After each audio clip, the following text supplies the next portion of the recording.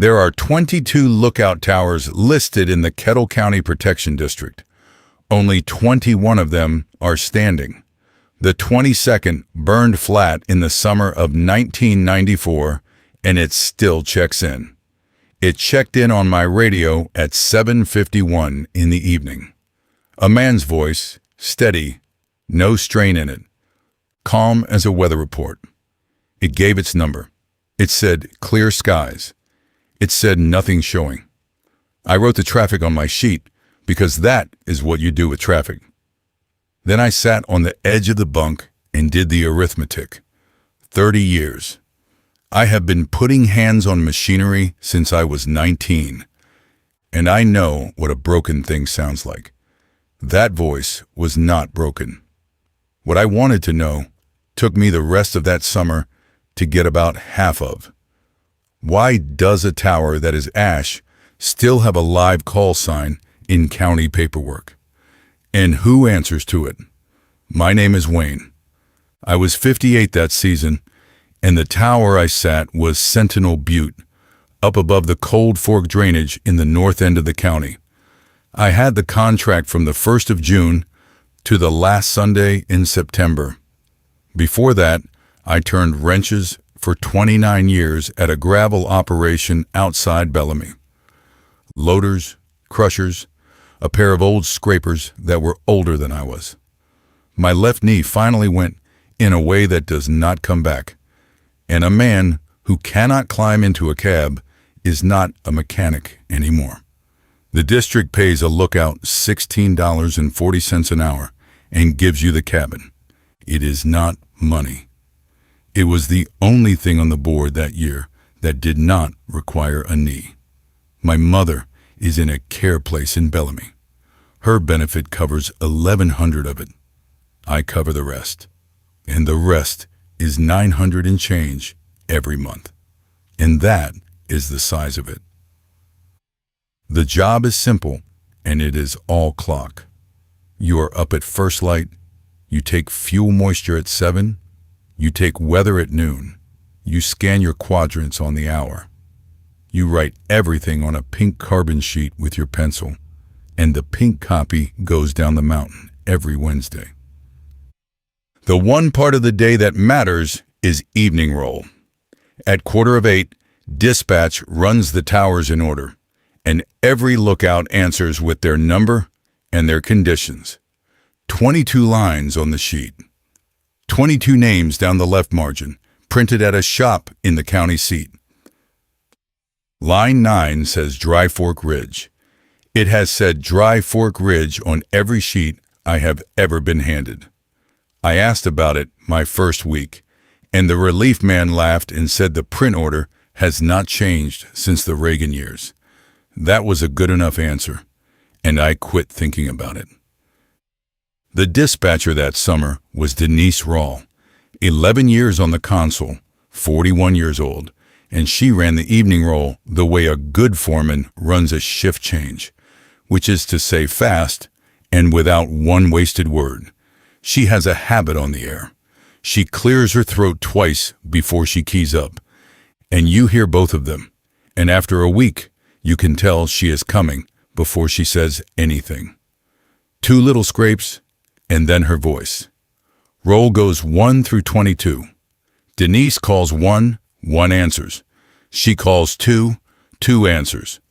When she gets to 8, she goes straight to 10.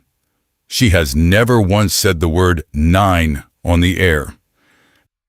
I noticed it the 3rd week and figured it for what anybody would figure it for.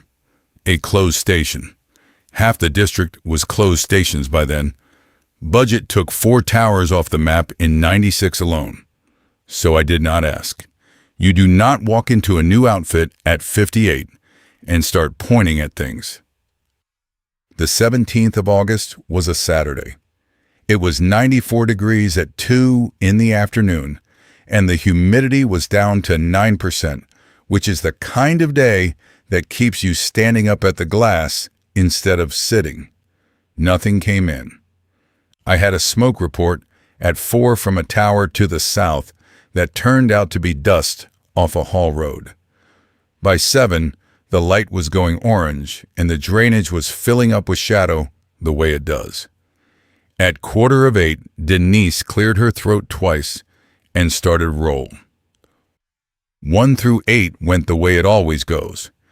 Then she said 10, and 10 answered, and she worked her way up the numbers, and I gave her 14, clear and quiet, no smoke. She read the whole board back at 7:49 and said all towers accounted for. 2 minutes later, the repeater opened up.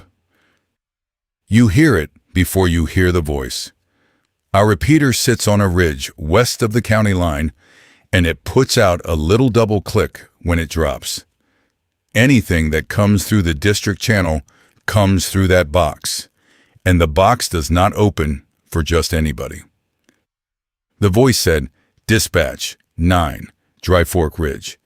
I had my pencil in my hand. I want to be plain about how ordinary it sounded. There was no hiss on it, and no wind behind it, and no strain in it. It said, clear skies through the west quadrant. No smoke, nothing showing. Then, the repeater dropped and gave its double click, and the channel went back to being empty. Denise did not answer it.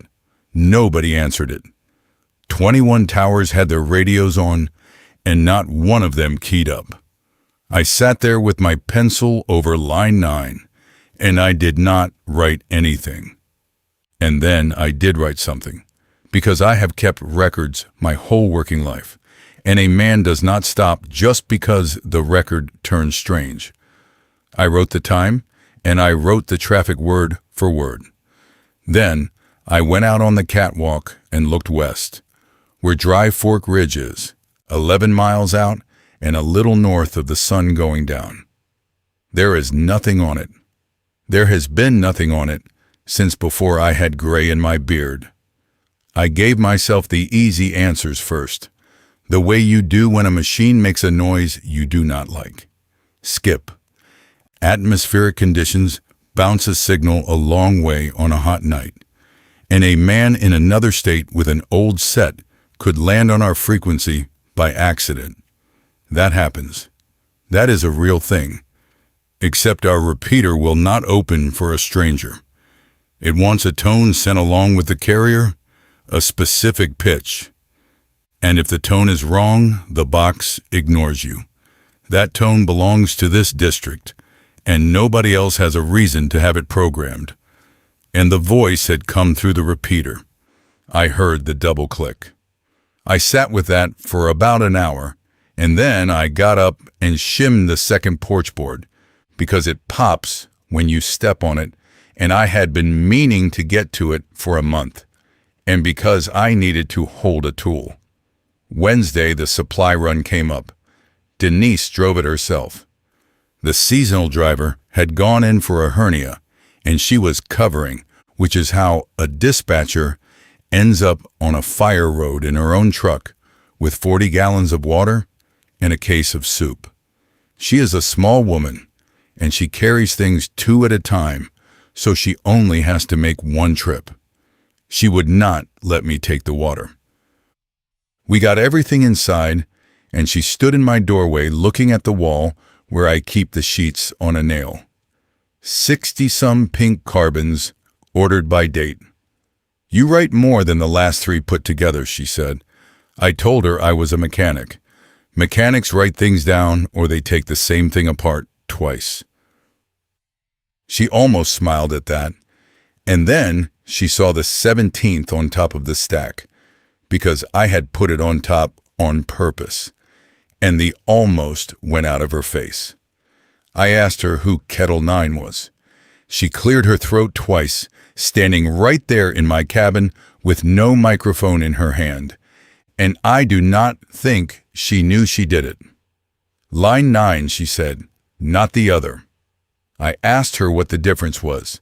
She said the difference was that one of them was a line on a form, and she picked up her keys. I followed her out and asked it a second way, because I have dealt with plenty of men who would rather answer a different question. And the trick is to keep the door open and not push on it. I asked her how long the district had been printing a station on a sheet that was not there. She stopped at the truck with her hand on the door.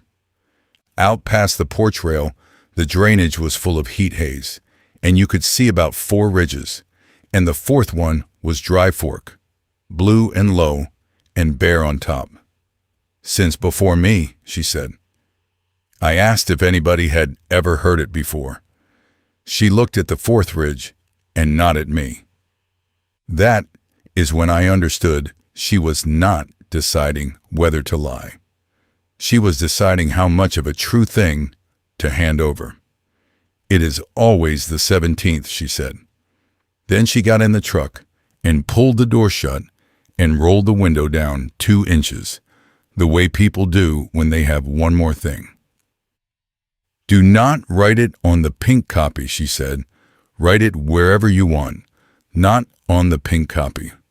I watched her go down the switchbacks for about 3 minutes before the trees took her.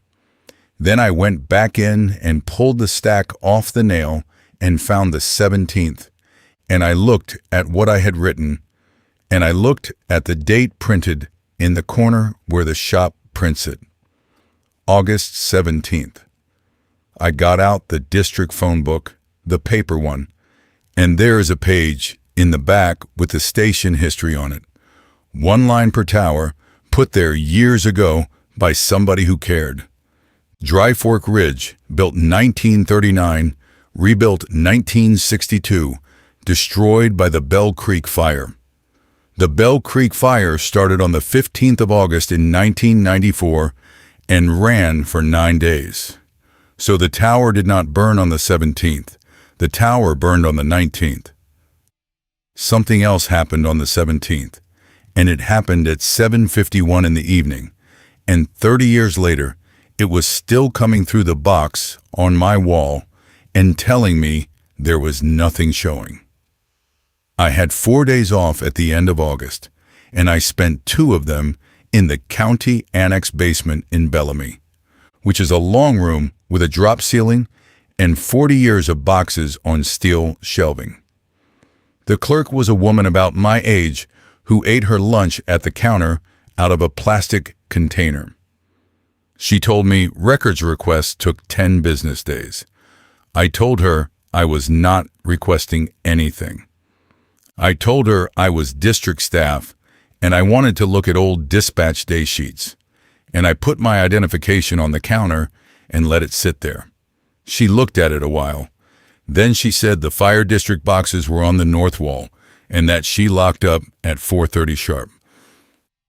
The dispatcher's day sheet is a legal size page with a date at the top and a line for every transmission, time, station, traffic. 1 page a day, both sides in fire season, and they are all in there back to 1971. I started with 1994, and I found the 17th of August in about 6 minutes.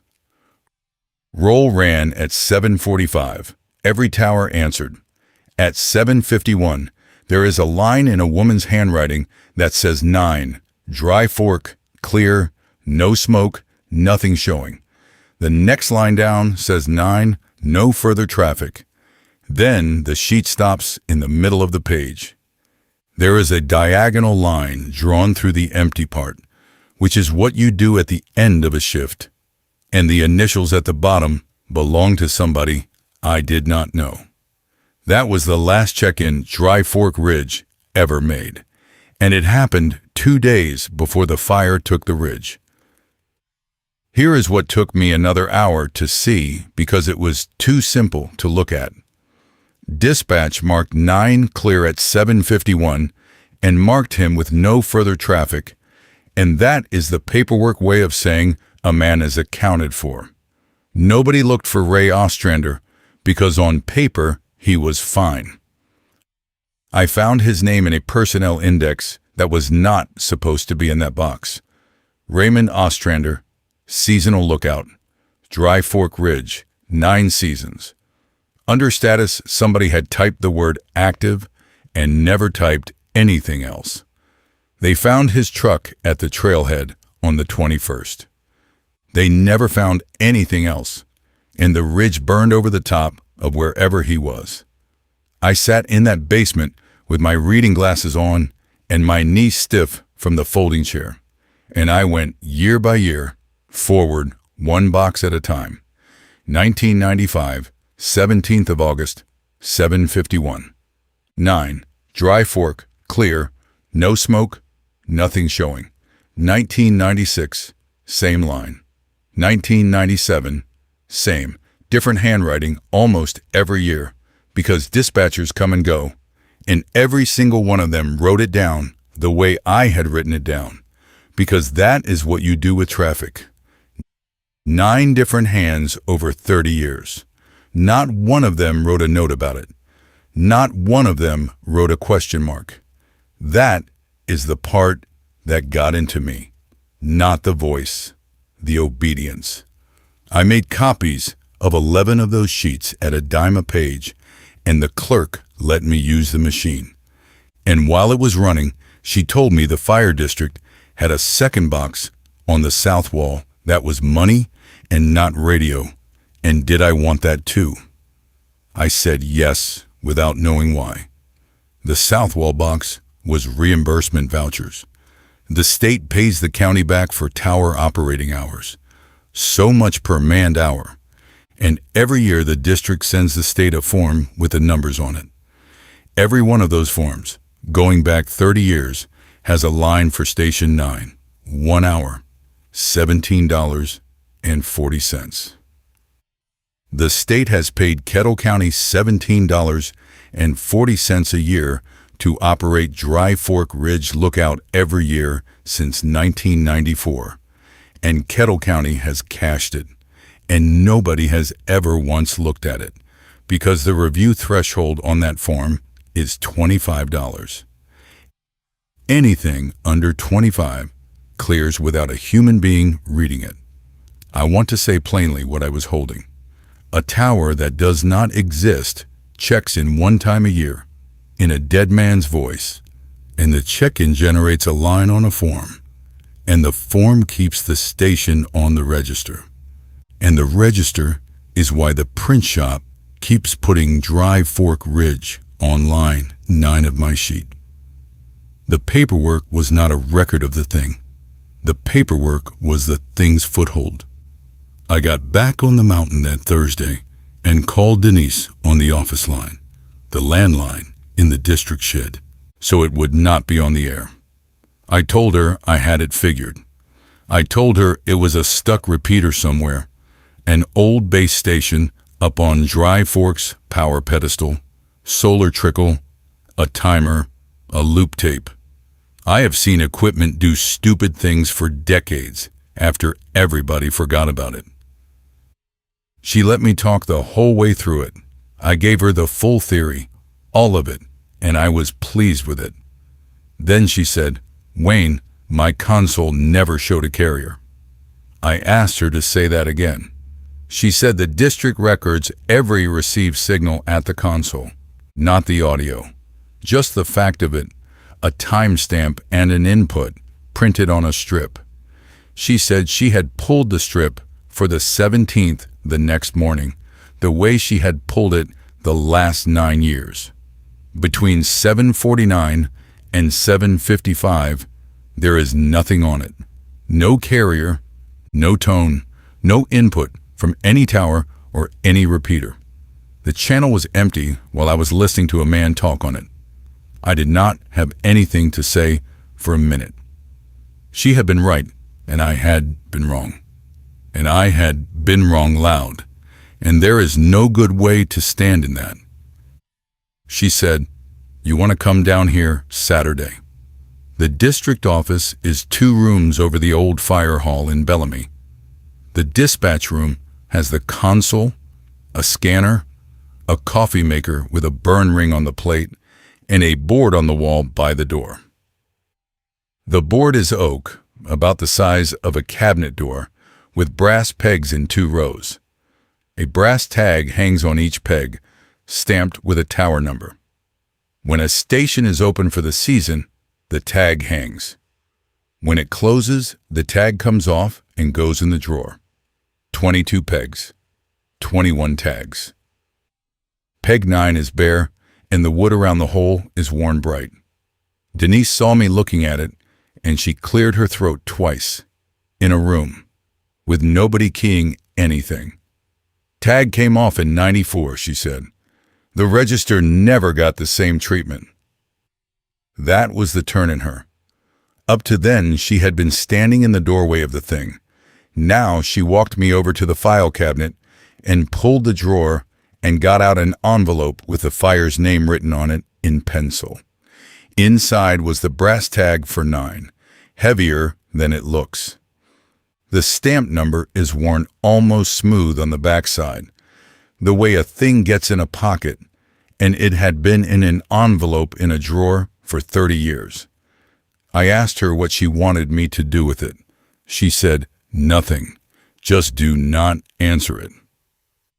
I asked why not. She said the 2 lookouts who had answered it in '99 and in 2007 had both quit inside a week, and one of them had moved out of state, and that was every word she had on it, and I could have all of it. I called the State Division on Monday from the shed. Frequency and Station Registry. I got a young man who was polite and thorough, and completely useless. He told me the station register is maintained at the district level, and the state only prints what the district submits. He told me the district's forms officer retired in March, and the position is frozen through the biennium. I asked him who could strike a station off the register with the forms officer gone. He said a certifying observer statement signed by somebody who has physically stood at the site and confirmed the structure destroyed and the station vacant. He said the form number was a 1480. Then he said the district had never filed one for Dry Fork Ridge and asked if there was anything else. That is how it dies. Not a cover-up, a retirement, a frozen line item, and a threshold of $25. I carried the brass tag back up the mountain in my shirt pocket, and it clicked against the buttons when I walked, and I could feel exactly where it was the whole drive. The 17th was gone by then, but on the 3rd of September, the repeater opened up at 7:51. I was at the stove. I had the door open because the evening had come in cool for the first time all season. Dispatch 9, Dry Fork Ridge. I put the pan down. There was no double click that time. It just started. Clear skies through the west quadrant, no smoke. And then it kept going, and it had never kept going before. Movement at the base of Sentinel Butte, north side of the structure. One figure on the platform. I was standing in my own cabin with a pan in my hand and my porch on the other side of an open door. It said, "Second board from the sill is loose." I said it out loud to nobody, in an empty room with a stove ticking. It is describing my porch. I went out. There was nothing on the platform, and nothing at the base, and nothing in the grass. And the light was still good enough to see 40 yards. I stepped on the second board from the sill, and it did not pop, because I had shimmed it in August, and the voice had said it was loose. Whatever was reading my porch was reading it from 30 years ago. I came back in, and I took the tag out of my shirt pocket and set it on the table under the lamp. And I sat there with my hands flat on the wood on either side of it until the light was all the way gone. I broke the rule on the 9th of September at 7:51 in the evening, and I did it on purpose with a pencil in my hand and the sheet in front of me. The repeater opened. The voice gave its number and said clear skies and started in on the west quadrant. I keyed up and I said, "Dry Fork, this is 14. Ray, this is Sentinel." The channel stayed open. That is the part I still turn over. It did not drop. There was no double click, and no hiss and no wind, and I sat in that open channel for what my watch said was 9 seconds. Then it said, copy, 14. It had never answered anybody before. After that, it came every evening. It was 2 seconds long the first night, then it was longer, and I timed them because timing things is what I have instead of nerve. 9 seconds on the 10th, 22 on the 11th, 41 on the 12th. The longer it went, the more of my mountain it read out.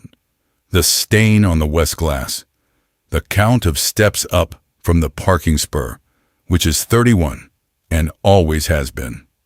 The fact that I keep my sheets on a nail by the door and not in the box. Every detail it gave me was correct, except the ones that were not. And the ones that were not were all things I had fixed or changed since June. It was describing a tower it could see. It was just seeing it from a night in 1994. The cold came in on the 13th, not weather. I had the stove going and 44 degrees showing outside on the porch thermometer, and the cabin thermometer over the bunk went to 51 and stayed there for 2 hours with the stove roaring. You can argue with a lot of things. You cannot argue with a stove that is working and a room that will not warm. Then the porch stopped popping. I know how that sounds after I told you I shimmed it. The shim came out on the 2nd of September because a cedar shim does not last, and the board had been popping ever since, and I had been meaning to get to it again. On the 14th, I walked across it 11 times, and it did not make a sound, and I got down on my bad knee with a flashlight, and the shim was not there, and the gap was not there. There was no gap. That night at evening roll, Denise cleared her throat twice and started her numbers. She called 14. I keyed up and gave her my conditions the way I had 200 times. She called 14 again. I keyed up again. I said her name. I said, Denise, this is Wayne on Sentinel. How do you copy? She said, copy 14, clear and quiet, no smoke, nothing showing. It was not my voice that had answered her. I had heard it come through my own speaker, right on top of my own transmission, and it had said my conditions better than I said them. She read the board back and said all towers accounted for. I sat there in the dark with a microphone in my hand, and I understood the shape of it for the first time. And it is not a complicated shape. It does not take you. It marks you present. Ray Ostrander was accounted for at 7:51 on a Wednesday, and after that, nobody went and looked because the paperwork said he was fine. 30 years of forms have said he is fine. He checks in every year on the anniversary of the night he was marked clear, and he has been checking in the whole time. And the county has been paid $17.40 a year to let him. That is about 70% of it. I do not have the rest, and I am not going to get it. For 3 days after that, nothing on the mountain called me. Not Roll, not the noon weather net, not the Wednesday driver who did not come. The channel worked. I could hear every other tower. I keyed up 60 or 70 times. Twice I heard Denise answer somebody else and say that 14 had already checked in. I got in my truck on the 18th and drove down, and I was at the district office at 11:15 in the morning, and Denise looked up from the console and looked at me for a second longer than a person looks at a coworker. "You are supposed to be on the hill," she said. I asked her what she had on her strip for the last 3 evenings. She pulled them. 14 checked in at 7:46 every night. Carrier present, tone correct, duration 4 seconds. I had not keyed my radio at 7:46 once. I told her I needed the 1480. She said the district would not send a crew to Dry Fork for a form.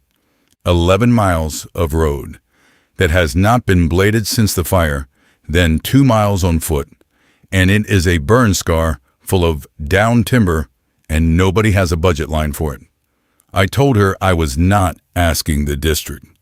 I was asking her for a ride to the trailhead. She drove. It took us 4 hours and 10 minutes to get in, and we were both a lot slower coming out. And my knee is worse now than it was, and it will stay that way. There is nothing on Dry Fork Ridge but 4 concrete piers and the anchor bolts, and the bolts are bent over and gray. The stairs are a rust stain in the dirt. Somebody hauled the steel out years ago for scrap. I stood in the middle of the 4 piers, and I could see Sentinel Butte to the east, clean and small, and my catwalk was a white line you could pick out with the naked eye. Denise stood at the edge of it with her arms crossed and did not come in past the piers. "I have never been up here," she said. Then she said the thing she had refused to say all summer, and she said it fast, looking east. "My aunt worked that console in '94. That is all she gave me, and I did not ask for more. I have known plenty of people who carry a thing that belongs to somebody else in their family, and you do not go digging in it." I signed the 1480 on the tailgate of her truck at the trailhead with the light going. Certifying observer. Structure destroyed. Station vacant. Recommend removal from register. To sign it, I had to attach my station log because the form wants the observer's record, and my station log has 41 entries in it for a station that does not exist. I wrote them, every one in pencil in my hand on a state document. I knew what that was when I signed it. So did she. The state struck Dry Fork Ridge from the register on the 6th of October. The print shop got the new order in November, and the sheets came out with 21 lines. The district terminated me on the 11th of October for falsification of a state record, which is exactly what it was, and there is no appeal for a seasonal. They also let go of the winter shop position they had promised me, which was $11 an hour and 30 hours a week, and was the whole reason the numbers had worked at all. My mother moved on the 1st of December. The new place is 52 miles out and takes what her benefit covers, and it is clean, and the woman who runs it is decent. The drive is an hour and 10 minutes each way. I make it Sundays. It used to be 11 minutes. I have not been back on the mountain. I run a parts counter 3 days a week, and I am on the list at the county road shop for spring, and my knee is what it is. There is a scanner on the shelf in my garage, an old one with a rubber antenna. I keep it on the district channel because I keep it on the district channel. On the 17th of August this year, I sat out there with the door up from 7:15 until 8:30. Roll ran at 7:45. Denise cleared her throat twice and called 1 through 21. At 7:51, there was nothing. No carrier, no tone, no double click. She read the board back and said all towers accounted for, and she said it the way you say a true thing. I went back inside and ate. I turned in my keys the October they let me go, and the board hangs by the door in the dispatch room, and I stood in front of it for a minute while Denise counted the ring.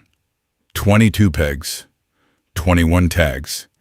The brass tag for 9 is in the envelope in the drawer where it has been since '94, because I put it back myself, and I did not hang it. Peg 9 is empty. The wood around the hole is worn bright. the way a hole gets when something has hung on it and been lifted off a great many times. I measured it that day against the edge of my thumbnail, which is 11/16 of an inch, and the bright ring came just short of it. I had a reason to be in the office again in March, dropping off a fuel ticket for the road shop. The board is still there. I put my thumbnail on it while Denise was on the phone. It comes past the edge now,